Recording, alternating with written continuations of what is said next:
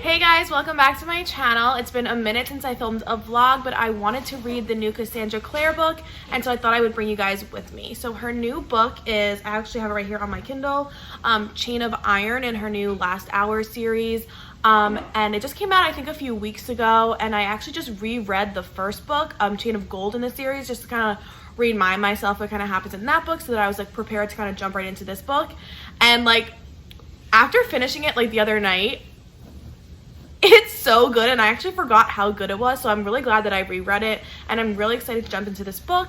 So yeah, I'm just gonna jump right in and I'll bring you guys along with me. But before I do, please like this video, please subscribe if you are not already, because it really supports my channel. And yeah, that is enough of that, and let's jump right in. Okay, actually before I jump in, I do want to talk about the first book a little bit.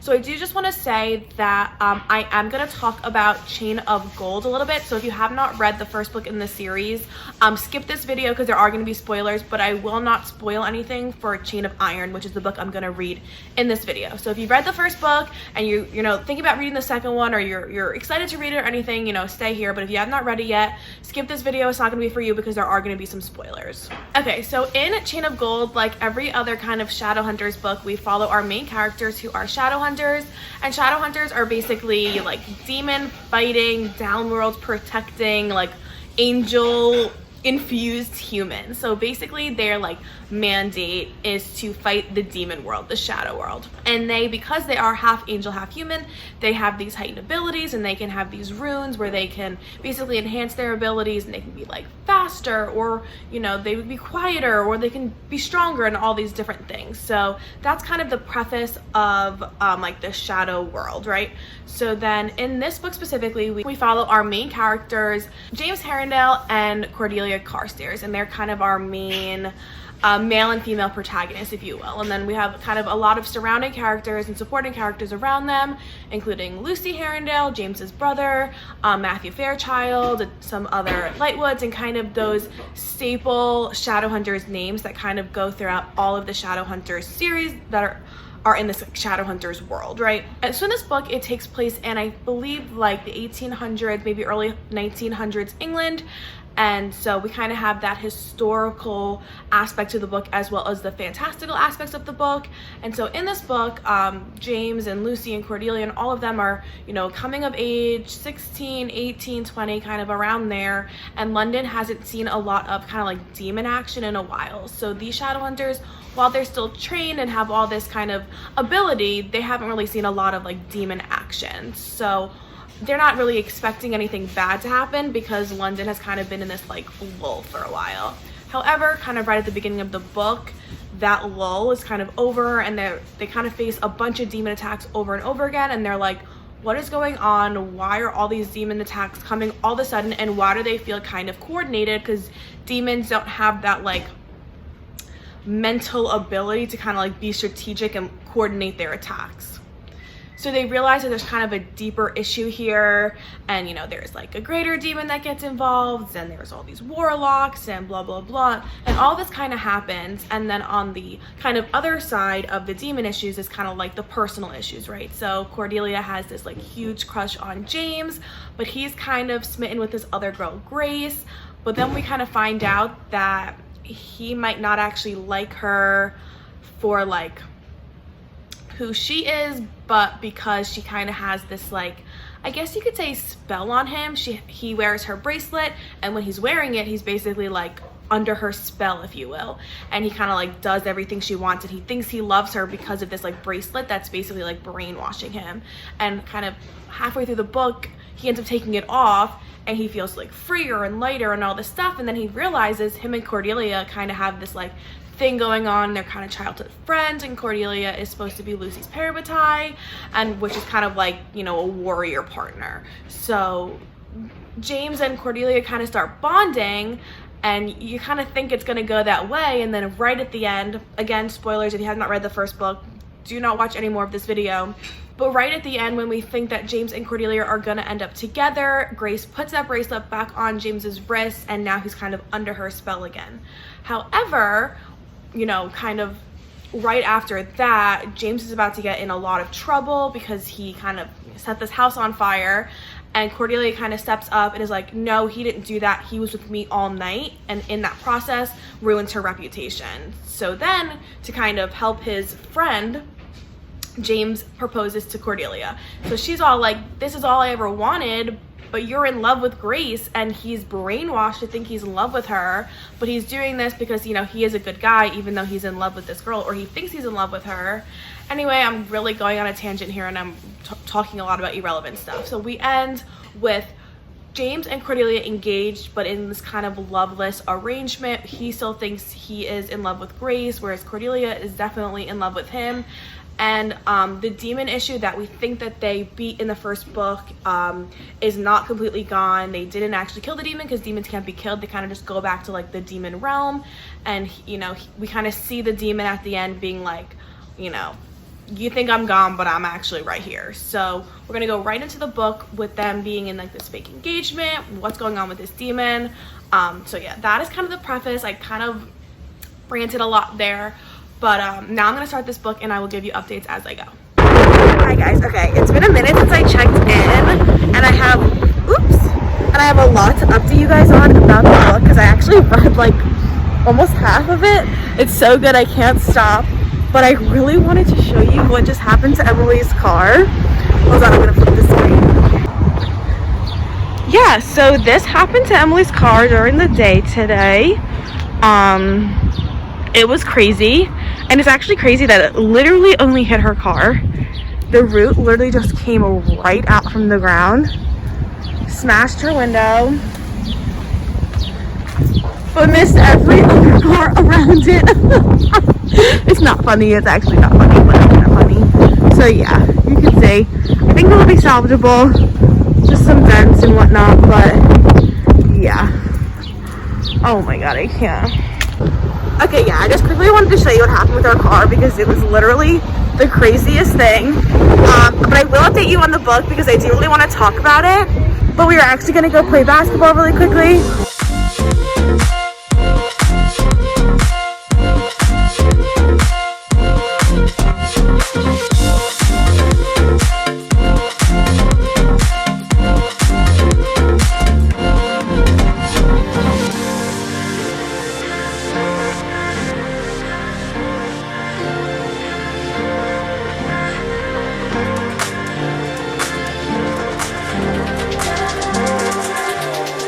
Guys, okay, I am like the world's worst vlogger. I don't know why it's so hard for me. I just like never think to record anything while I'm doing stuff, but I think you saw a little bit about what we've been doing this weekend. It is Sunday around 4-ish, 4:30. I think I vlogged a few things that I've done this weekend. So Friday, so I started the book last week. I'm actually about 50% through, but I'll talk about it in a second. On Friday, we actually had like this crazy thing happen where a tree fell on one of my roommate's cars, so we kind of had to deal with that. And then right after work, me, Marisa, and my brother Kevin went to go play basketball. I think I showed a little bit of that. And then on Saturday, we went for a hike and we went to the farmer's market, which is actually so fun, and I wish I vlogged it. And after we got home, I was like, shit, I should have recorded it because it was such a cute hike. I think it was out in Wissahickon. I think I'll like link it down below if you guys are in the Philly area and you want to go on a nice hike or you want to go to this farmer's market. I think it was in East Falls. I think they do it like every Saturday, and it's like just a handful of little kiosks and stuff, and we got a bunch of different things. So that was really fun. And then we went to the park and we just kind of hung out. And then we went out to dinner at Set in Northern Liberties, which is really good. If you haven't been there, I highly recommend it. They have really good like vibe, like good music. They have good outdoor seating, and they have really good food. And that is basically the weekend. And today I got my nails done. I haven't got my nails done since quarantine started. So it's been like over a year since I've had my nails done. But I usually do have long nails like this. I just really like it. But I haven't had them for a year, so it's gonna take me a while to like get used to it. And I'm like all like fidgety with them because I'm like, you know, like I love that noise. Anyway, but now that it's been the weekend, I haven't really read since like Thursday. I do kind of want to give you guys an update on the book and then try to finish it in the next day or two. So I have read about 50% of the book. I've been reading it here on my little Kindle. So thank you to my uncle for getting me this. You are Uncle Randy. Like, thank you so much. This has been really great to be able to read on this for the books that I'm not buying, because obviously I don't buy every single book that I read. And so instead of having to like lug around my like laptop to read it online, I'm able to kind of read it on this, and it's been really convenient. So thank you to him for getting that to me and kind of supporting my reading situation, YouTube journey, if you will. So thank you. But yeah, I do want to talk about the book because, oh my god, it's so good. I am 50% of the way through, and again, I only read it like 2 nights, and I just kind of been flying through it because it's really good. So yeah, it picks up right where the first book left off. So I kind of mentioned this before in the video. I think I kind of forget what I filmed so far since it was a few days ago at this point, but we leave off with James and Cordelia are engaged in this kind of like fake marriage pact marriage, which is like one of my favorite tropes, so I'm not mad about this like marriage pact. So they're in this like fake-ish engagement because they don't want to ruin Cordelia's reputation, because she claims that James spent the night with her in order to save him from getting in trouble from burning down a house. So she claims it's that. So he marries her, he proposes to her in order to save her reputation, right? In addition to that, they think, oh, we beat this demon with this greater demon, you know, he's gone, that's not going to be a problem anymore. So it's like, you know, we've saved the day, we're getting married, and blah, blah, blah. So the second book picks off kind of right where that book leaves off.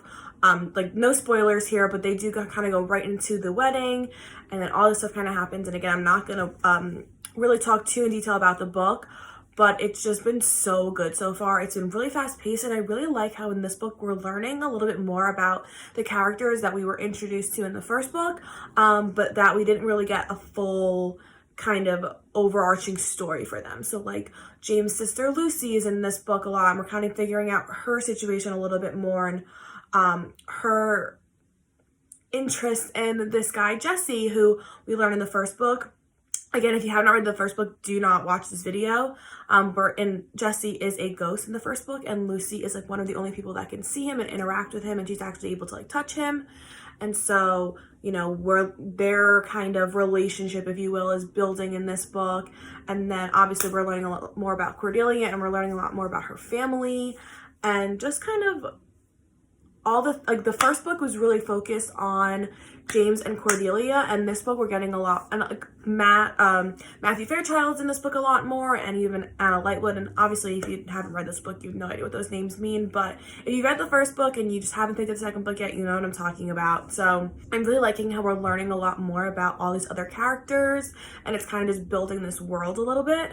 And I'm also just loving how fast-paced this book is. Like, as I said, it picks up right where the first book leaves off, and it's just going. There's no, like, dips where it's, like, slow, and it's kind of like, which is, like, annoying, because then I'm sitting there and reading till 1 a.m. because there's no, like, slow spot where I'm like, okay, this is a good spot to stop. It's just, like, go, go, go. But at the same time, like, obviously that's really good. It's keeping me intrigued. It's just such a page-turner, and I'm, like, reading it on this little book, and I'm, like, because I'm like reading the pages so fast. But yeah, anyway, it's really good so far, and these clips are so hard because like I don't want to say anything to ruin it, but it's like hard to like explain what I'm reading without ruining it, if that makes any sense. But anyway, so far it's really good, exceeding expectations. I'm actually liking it better than the first book so far, because the first book does kind of have that like beginning section where it's like introducing you to the characters, and it's just kind of an unavoidable part of like the first book in a lot of series, where they kind of have to give you that information overload and explain the characters and explain the setting and kind of all of that stuff. So in this book, they don't have to kind of do that. They can jump right in. So I'm really liking that. I'm really liking how fast-paced it is. I'm really loving the character development. I'm really loving learning more about the other kind of supporting characters. And yeah, Cassandra Clare is actually unmatched. That's kind of unfair, but she's really talented at like creating couples that can't be together for some reason. And like in her other Shadowhunters books, like the original City of Bones series, like they're together and then they think they're siblings, and then they can't be together because they think they're siblings, and then, you know, there's a love triangle, and then they can't be together because they're parabatai, and like she kind of has all these things. And so in this book with this relationship where it's like there are a lot of similarities obviously between all the Shadowhunters books because they all take place in the same world. So, you know, they're all Shadowhunters, they all have these abilities, they all fight demons. And we're getting a lot of like, you know, the warlocks, they don't really age, right? They're immortal. So there's a lot of overlap in some of those characters. So there are definitely some similarities from series to series, but it never feels repetitive. And I think she does a really good job of making the relationships and the like love stories of each series different. So like this love story between James and Cordelia, and the, you know, the stories between Jesse and Lucy, and kind of all of the romances within this book are really different than all the other Shadowhunter series, which I just think is kind of like really impressive. And it's nice that it doesn't feel repetitive, even though there are some kind of repetitive like things kind of happening in the book otherwise. I haven't explained that well, but I just kind of wanted to point that out, that it doesn't feel like, oh, this is just like the same story as this. This is the same romance as this, right? It feels like a totally different book, but I like that it's in the same world because then we get to see more about the characters that were in like her Infernal Devices series, or, you know, things happen that, you know, get mentioned in another series and you're like, oh my God, that is like what's happening, you know, in the past to the series that takes place more in like the present time. So like I like the little connectors, and then like Magnus Bane is in all of the series, so when he's in this book you're like, oh my God, it's Magnus or whatever. So if you're a Shadowhunter fan, you know what I'm talking about. But anyway, that's kind of my update for now. And again, I'm only about halfway through, so I do have a good chunk left to go, and I will continue to give you my thoughts as I read today. But yeah, I just kind of wanted to check back in here, give a book update because I haven't even done that yet. But yeah, 50% in, loving it so far. Would highly recommend this series already. Highly recommend all the Shadowhunters books. I've talked about it before. I just think it's really good if you like fantasy, if you're a YA fan. It's just good. Hey guys, okay, I think this is gonna be my final check-in of the video because I did actually finish the book last night. So as you can see, I'm freshly out of the shower. I did have to work all day, so I couldn't check in, but I worked out, I showered, now we're here, and I want to give you guys my final thoughts on the book. So my plan wasn't to finish it yesterday. I was kind of hoping to like, so yesterday when I checked in, I was about maybe 50-60% into the book, and I was hoping to get about 80% in and kind of leave that like final home stretch for today, to finish the book today, and then, you know, give you guys my final thoughts. But obviously that didn't happen, and I just got like so enthralled in the book, and I just needed to know how it ended. I couldn't put it down, so I ended up just kind of finishing it last night.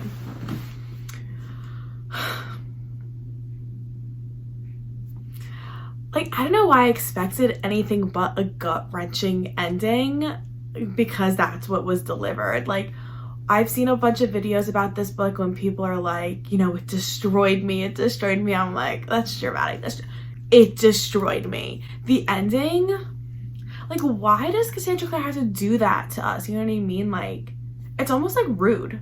Like, don't destroy me like that. Just give me what I want and like just make me be happy. But no, she has to freaking build it, and then crush us and tear it down. Okay, now I'm getting really dramatic, but you guys know what I'm talking about with how she does that, like just getting you right there and then being like like you thought it was gonna be that easy, like think again. So that was my initial reaction, and I did want to film like right when I finished the book. I wanted to get on and just like give you guys my authentic reaction as I finish it, but I did stay up till about 2 a.m. reading last night, so I obviously wasn't going to film at 2 in the morning. So this is my somewhat initial authentic reaction to this book. I mean, it just continued to be so fast-paced, so like intriguing. It just kept you guessing, and like, you know how a lot of books, like especially longer books, they kind of have like ebbs and flows, and you have like a really high and you're like really into it, and then you kind of dips for a second and then it goes back up. Like, I kept waiting for the dip so that I could like close the book and call it a night. There was no dip. It was just going, and it was just like, I need to know what happens. I can't stop. Like, that's ridiculous. So that's how I felt about reading this book. And it's hard for me to do these check-ins when I don't want to give spoilers, because I'm afraid to like say too much and ruin anything. I guess I'll just give you guys my ratings, a 5 out of 5 for sure for me.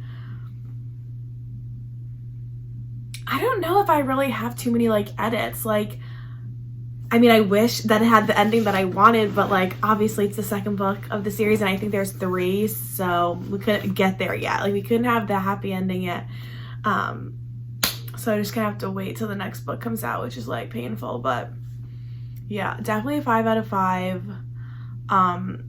Again, something that Cassandra Clare is really good about doing is adding, I don't know if diversity is necessarily the right word, but she always includes people, you know, different sexual orientations. She's really good at representing people of the LGBTQ community, and I just love that. I think she does a really good job of bringing that through, and I believe every single one of her series in the Shadowhunters world. So just like kind of, you know, props to you for making sure to include that, making sure everyone feels represented.